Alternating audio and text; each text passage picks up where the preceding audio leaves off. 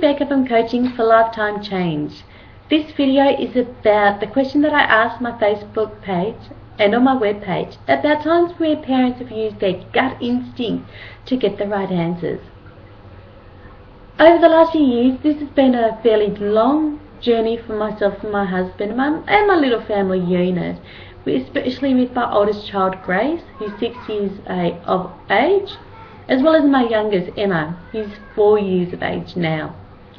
With Grace, she was a very difficult baby. She wouldn't attach with breastfeeding at all, and even after a month we just weren't getting anywhere.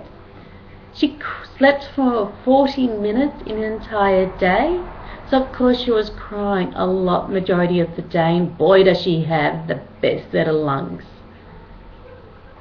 She didn't crawl at all, she just sat there, and then she started pulling herself up on objects. She didn't progress so much with that area until about 18 months she started to actually walk. At about the age of 2.5, I started picking up signs that something may not be right with Gracie. But then I thought, maybe that's all in my head. I come from a childcare background. I've worked with severe autistic children, and I was just picking up little signs with her that I thought, maybe something isn't quite right with my big girl. She only played with boys. She still didn't sleep. Sleeping was definitely, and still is, not a good issue for us. She really wasn't talking much with us. She didn't like, hug and a kiss as you'd expect most children would. Then we noticed that she was putting toys in lines, and it's magical to actually work out the pattern of the line. But it was becoming quite obsessive, and it became to a point where in her bedroom there was actually no carpet place because of all these lines. You couldn't put a toy a millimetre out of line because you'd know about it and actually let loose, screaming at you for moving that toy. Then at about age of 3, we noticed that she was started to pace. And at that stage I thought that was because of me, because I was wearing a pedometer trying to get fit. And I thought, maybe she's copying me because I do, because wearing a pedometer, it's good to get incidental exercise. So I thought, maybe she's copying me. But that behaviour didn't stop. But I kept all these in myself because I thought, it must be in my head. But it was only until my husband actually brought it up in conversation, I thought, maybe it's not in my head that, Steve is actually aware of what's going on. So we went and saw our paediatrician and discussed it with her. We love our paediatrician. She's always been very active, always listens to us. And, we thought, we said to her, we just don't feel something's right. She gave us questionnaires to get the crèche to fill out, because Grace was at crèche at that stage.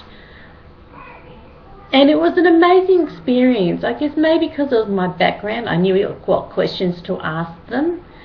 But I was really surprised on how many times they said to me, no, they don't see any of this behaviour. But the behaviours that we saw happened out of numerous environment changes. It just wasn't just based at home. So, I pushed it, and it really upset me because the teacher there made me feel like a total idiot, saying, we know best, we know the child. And I'm thinking, no, you don't really know Grace. It was only after a while of bashing my head against the wall time and time again with the crèche that I handed them the questionnaires from the paediatrician and said to them, the paediatrician would like you to fill out these questions. It was amazing that although they were saying to me, no, they don't see these behaviours on the questionnaire, they actually were seeing these behaviours, but just, say it to me, even though I was the one who was asking. The paediatrician then sent us off to a psychologist and a speech pathologist, and Gracie has been diagnosed with autism, but she's fairly high functioning. I really believe that parents need to listen to their gut, because most of the time your gut is actually correct.